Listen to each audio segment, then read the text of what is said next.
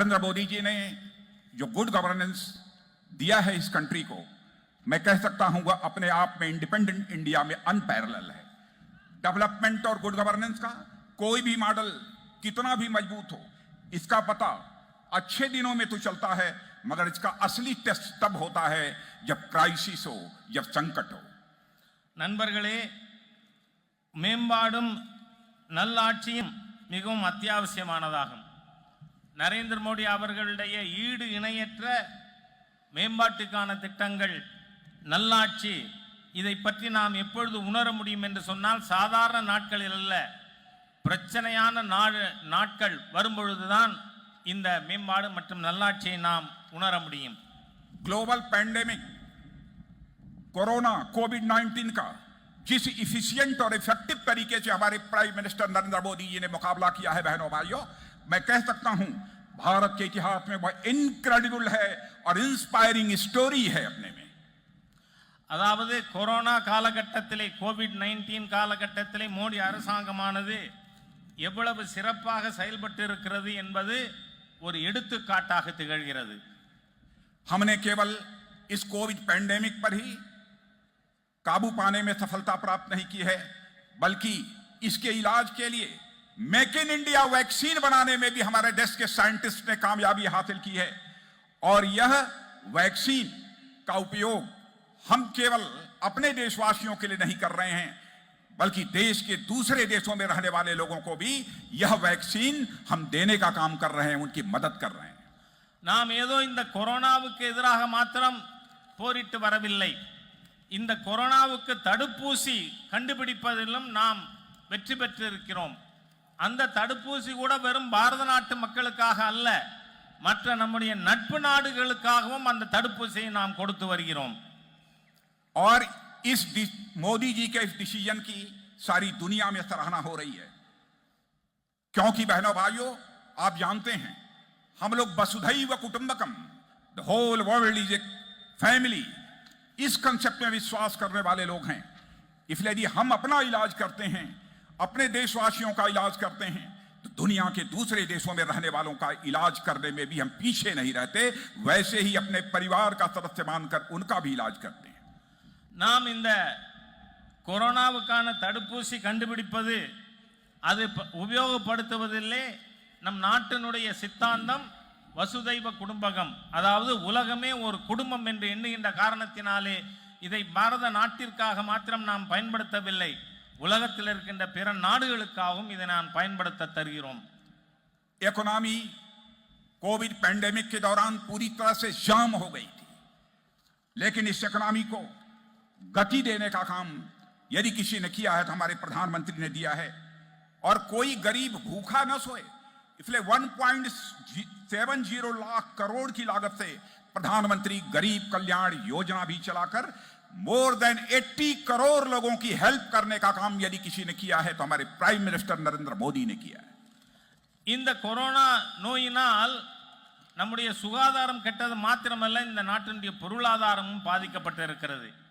ஆனால் மாண்புமிகு பாரத பிரதமர் மோடி அவர்களுடைய ஆட்சி இந்த நாட்டில் ஒருவர் கூட இரவு வெறும் வயிற்றோடு தூங்கக்கூடாது என்கின்ற காரணத்தினாலே 1,70,000 கோடி ரூபாய் ஏழை மக்களுக்கான நல திட்டத்திற்காக 80 கோடி மக்களுக்கு நிவாரணம் கொடுக்கின்ற பணியிலே மிகச் சிறப்பாக மோடி அவர்கள் அரசாங்கம் செயல்பட்டு இருக்கிறது. इस कोविड पैंडेमिक के कारण भारत की इकोनॉमी पर भी एडवर्स इंपैक्ट हुआ था बहनों भाइयों, लेकिन हमारे गवर्नमेंट ने, हमारे प्राइम मिनिस्टर ने ऐसे हालात पैदा कर दिए। अब इंटरनेशनल मॉनेटरी फंड ने भी कहा है कि अगले साल 2021-2022 में भारत की जीडीपी की ग्रोथ डबल डिजिट में होगी, यानी मोर देन 11.5% होगी। அதாவது நாம் இந்த நாட்டினுடைய பொருளாதாரத்தை வேகமாக செயல்படுத்துவதிலே மோடி அரசாங்கம் மிகப்பெரிய நடவடிக்கைகள் மேற்கொண்டு இருக்கிறது. அதன் காரணமாக இன்டர்நேஷனல் மானிட்டரி ஃபண்ட், சர்வதேச நிதி நிறுவனம் வருகின்ற 2022-21-22 ஆண்டில் இந்த நாட்டினுடைய ஒட்டுமொத்த பொருளாதார வளர்ச்சி இரட்டை இலக்கத்தில் இருக்கும், அதாவது 11.5% வளர்ச்சியை இந்த நாடு காணும் என IMF கூறியிருக்கிறது.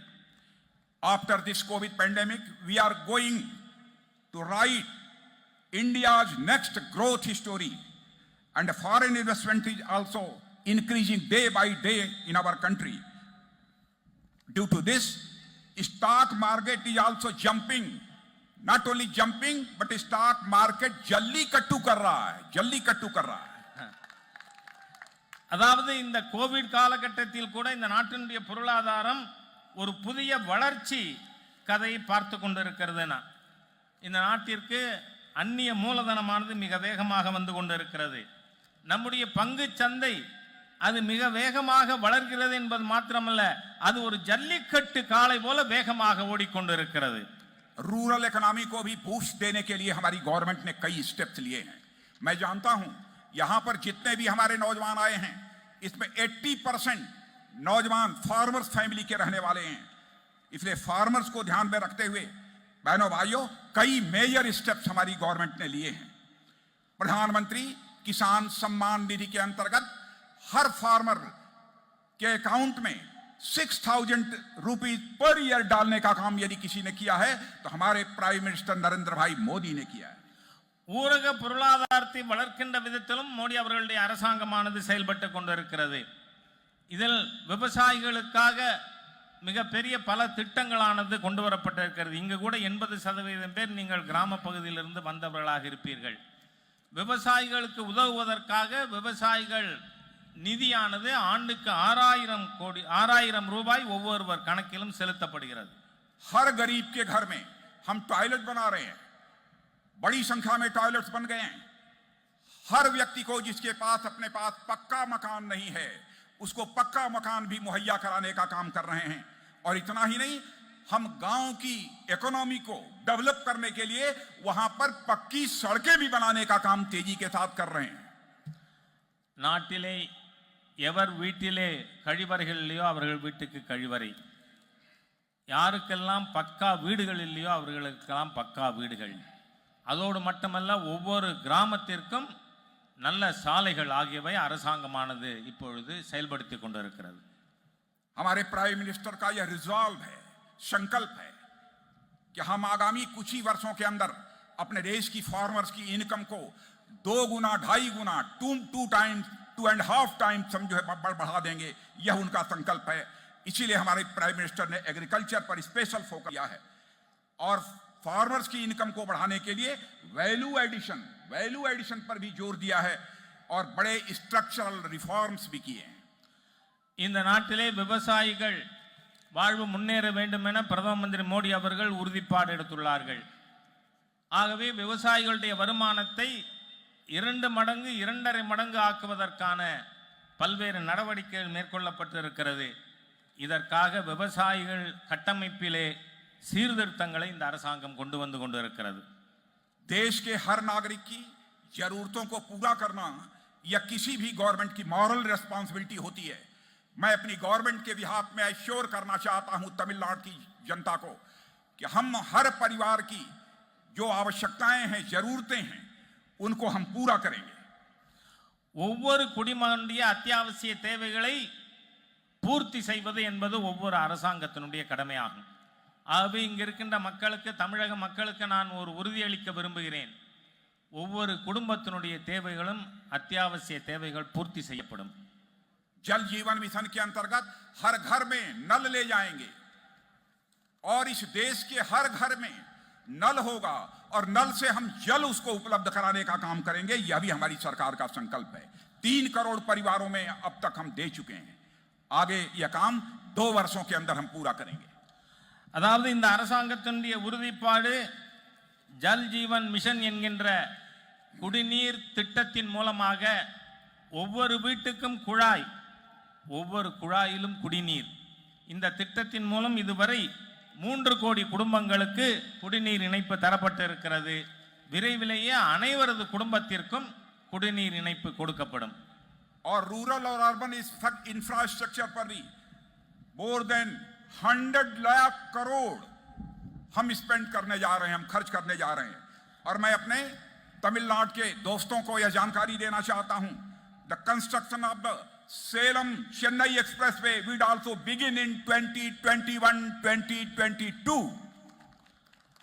அதே போல இந்த நாட்டினுடைய ஊரக மற்றும் நகரிய உள்கட்டமைப்பிற்காக 100 லட்சம் கோடி ரூபாய் செலவழிக்கப்பட இருக்கிறது. சேலம் மக்களுக்காக நான் ஒரு நல்ல செய்தியை சொல்ல இருக்கிறேன்.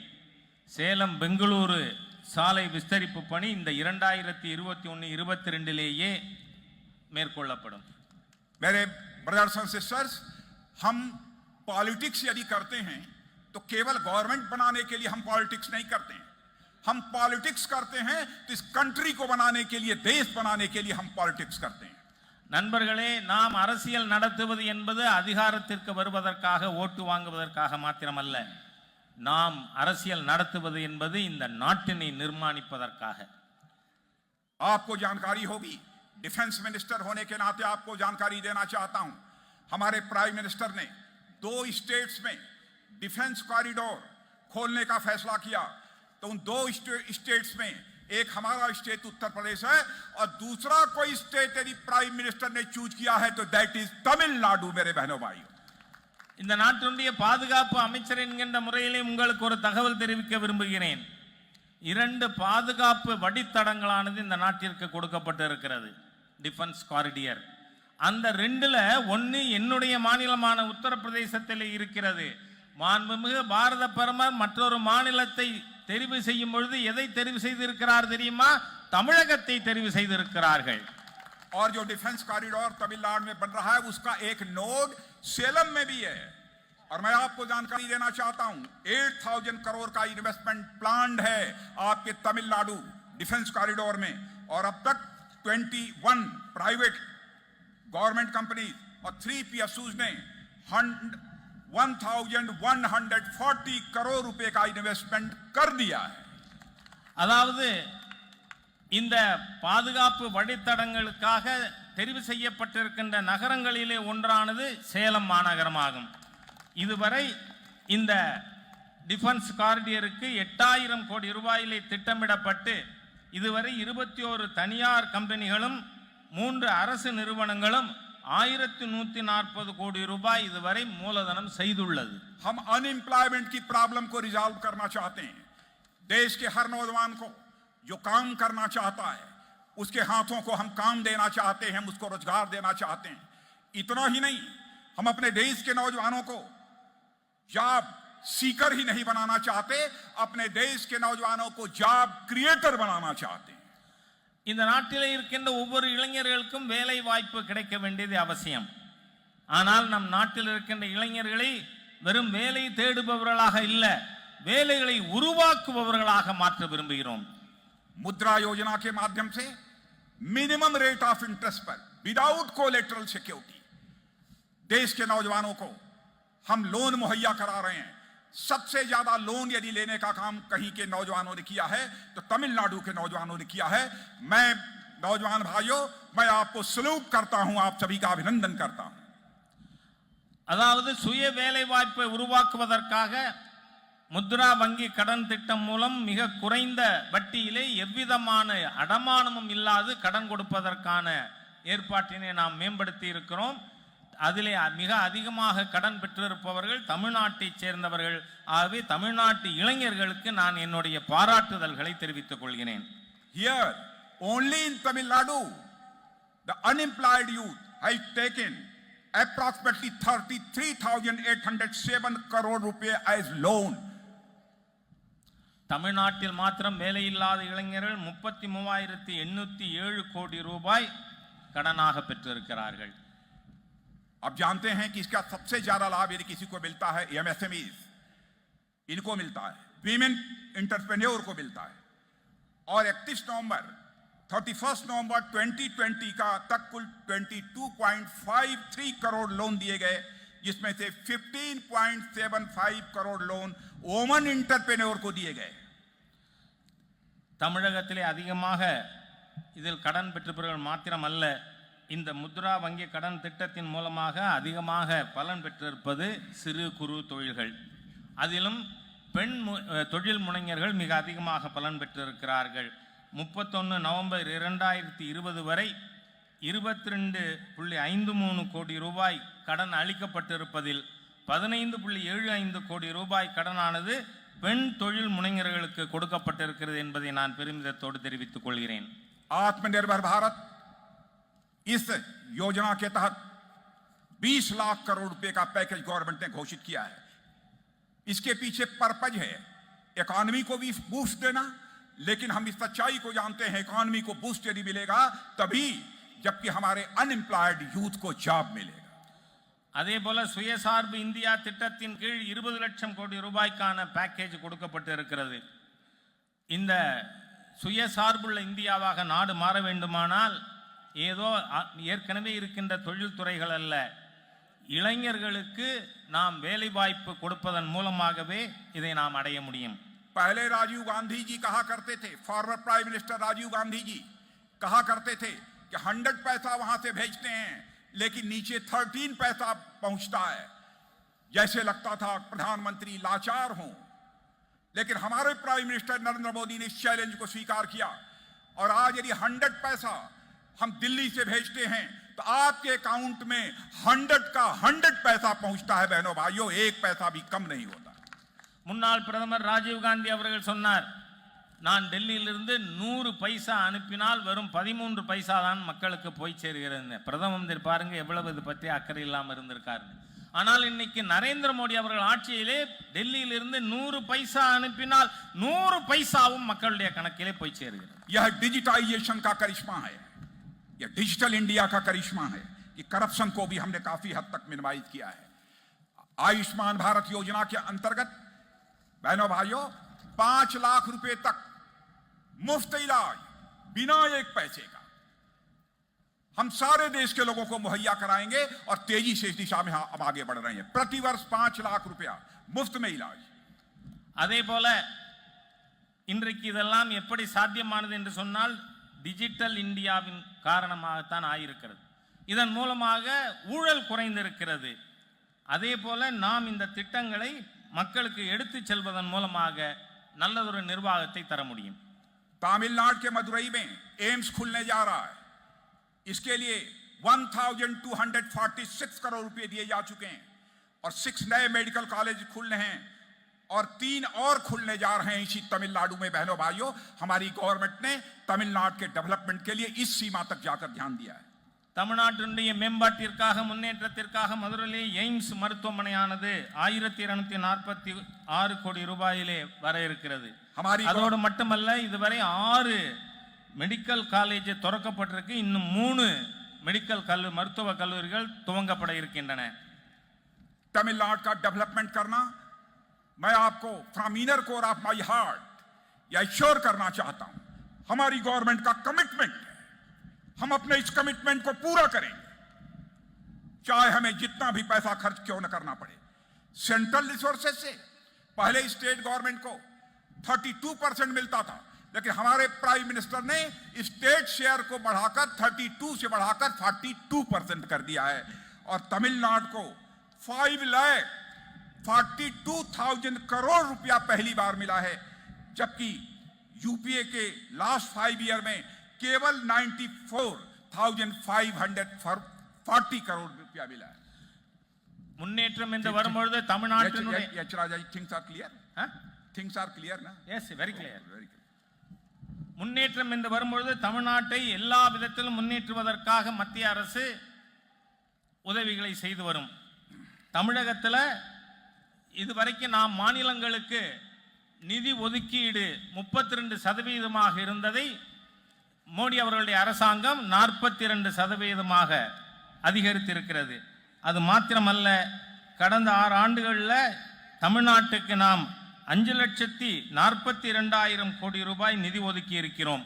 ஆனால் கடந்த 10 ஆண்டுகளில் ஐக்கிய முற்போக்கு கூட்டணி அரசாங்கத்தில் 94,540 கோடி ரூபாய் மட்டுமே தமிழகத்திற்கு நிதி ஒதுக்கப்பட்டது.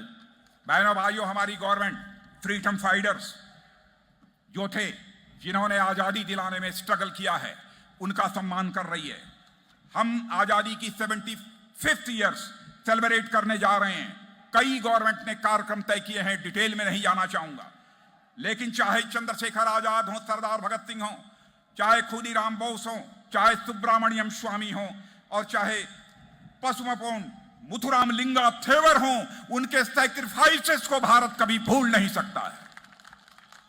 நாம் இந்த நாட்டினுடைய 76வது சுதந்திர தினத்தை கொண்டாட இருக்கின்ற வேளையிலே இந்த நாட்டின் சுதந்திரத்திற்காக போராடியவர்களை நாம் பெரிய அளவிலே மதிக்கிறோம். அது குதிராம் போஸாக இருக்கலாம், இல்லை தமிழகத்தைச் சேர்ந்த சுப்பிரமணிய பாரதியாக இருக்கலாம், பசுமன் முத்துராமலிங்க தேவராக இருக்கலாம், அனைவரையும் நாம் மிக பெரிய அளவிலே மதிக்கிறோம்.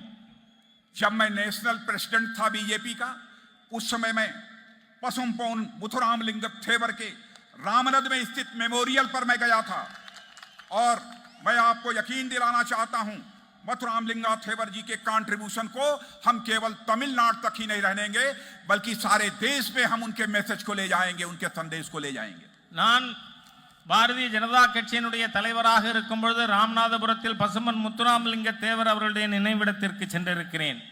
முத்துராமலிங்க தேவர் அவர்களுடைய தியாகத்தை வெறும் தமிழகத்தோடு நாம் குறுக்கிவிட விரும்பவில்லை, அதை நாடு முழுவதும் எடுத்துச் செல்ல இருக்கிறோம். पहली बार दिल्ली में किसी गवर्नमेंट ने मथुराम लिंगा थेवर जी को सम्मान यदि दिया है बहनों भाइयों, तो हमारे forward prime minister Shri Atal Bihari Vajpayee ji ने दिया है। लाइफ साइज स्टैचू यदि किसी ने लगवाई है पार्लियामेंट हाउस में, तो हमारे forward prime minister respected Atal Bihari Vajpayee ji ने लगवाई है। டெல்லியிலே பெரியவர் முத்துராமலிங்க தேவர் அவர்களை மதிக்கின்ற விதத்திலே பாராளுமன்ற வளாகத்திற்குள் லைஃப் சைஸ் அவருக்கு ஒரு சிலையானது நிறுவப்பட்டது என்று சொன்னால், நம்முடைய மரியாதைக்குரிய முன்னாள் பிரதமர் அடல் பிஹாரி வாஜ்பாய் அவர்களுடைய ஆட்சி காலத்தில் தான் பாராளுமன்ற வளாகத்தில் தேவர் பெருமானுடைய சிலையானது நிறுவப்பட்டது. मेरे ब्रदर्स एंड सिस्टर्स, इस समय भारत एक एस्पिरेशनल इंडिया के रूप में तेजी के साथ आगे बढ़ रहा है। मैं आप सबका आह्वान करता हूं, आप सबसे मैं अपील करता हूं, इसमें आप सब भी अपना कंट्रीब्यूशन दीजिए। और सच्चाई है कि देश का यूथ न केवल अपनी जिंदगी में क्वालिटेटिव चेंज चाहता है, बल्कि हमारे देश का नौजवान तो यह भी चाहता है चेंज की जो रफ्तार हो वह स्लो न हो, बल्कि चेंज की रफ्तार यदि होनी चाहिए तो सुपरसोनिक होनी चाहिए। நாம் இந்த நாட்டிலே மிகப்பெரிய எதிர்பார்ப்போடு நாட்டை முன்னேற்றுவதற்காக சென்று கொண்டிருக்கிறோம். ஆகவே இங்கிருக்கின்ற இளைஞர்களுக்கு நான் அறைகூவல் விட விரும்புகிறேன். அதாவது நாம் மாற்றம் என்பது சொந்த வாழ்க்கையிலே மாத்திரமல்ல, மாற்றத்திற்கான பாதையை தேர்ந்தெடுத்து நாம் முன்னேறி செல்ல வேண்டும் என உங்களுக்கு நான் அறைகூவல் விடுக்கிறேன். कांग्रेस और डीएमके बराबर यह कंट्रोवर्सी क्रिएट करते हैं। आपको मालूम होगा 17 रफेल प्लेन को लेकर कंट्रोवर्सी इन लोगों ने खड़ी की है, लेकिन सीएजी से लेकर सभी ने क्लीन चिट दे दी है। 17 रफेल्स भारत की धरती पर आ चुके हैं, शेष रफेल भी 1 साल के अंदर भारत की धरती पर होंगे। बहनों भाइयों, हमारी एयरफोर्स की कैपेबिलिटी बढ़ गई है, अब हम किसी का भी मुकाबला कर सकते हैं। அதே போல ரஃபேல் ராணுவ விமானத்தை பற்றி காங்கிரஸ் மற்றும் அதனுடைய கூட்டணி கட்சிகள் பல குற்றச்சாட்டுகளை முன்வைத்தார்கள். ஆனால் சிஏஜி அதில் எந்த விதமான முறைகேடும் நடக்கவில்லை என்பதை உறுதிப்படுத்தி இருக்கிறது. 6 ரஃபேல் விமானங்கள் விரைவிலேயே வர இருக்கின்றன. பாரத நாடு ராணுவ ரீதியாக மிகப்பெரிய வலிமை பெற்ற நாடாக மாற இருக்கிறது. रफेल प्लेन को लेकर हमारे प्राइम मिनिस्टर को यह भी कह दिया चौकीदार चोर है, लेकिन सारी एजेंसी ने, कोर्ट ने, सभी ने यह क्लियर कर दिया बहनों भाइयों कि हमारा प्राइम मिनिस्टर जिसे यह कहते हैं चौकीदार चोर है, वो चोर नहीं बहनों भाइयों, वह प्योर है। इसको सिद्ध कर दिया। எதிர்க்கட்சிகள் ரஃபேல் விமான ஒப்பந்தத்தை எடுத்துக்கொண்டு காவலாளி திருடன், அதாவது சவுக்கிதார் சோர்ஹே என்று சொல்லி மாண்புமிகு பாரத பிரதமர் மீது களங்கம் கற்பிக்க நினைத்தார்கள். ஆனால் தணிக்கையாளரும் சரி, நீதிமன்றமும் சரி, இதில் எந்த விதமான முறைகேடும் நடக்கவில்லை என்பதை கூறியதன் மூலம் காவலாளி திருடன் அல்ல, தூய்மையானவன் என்பது நிரூபிக்கப்பட்டிருக்கிறது.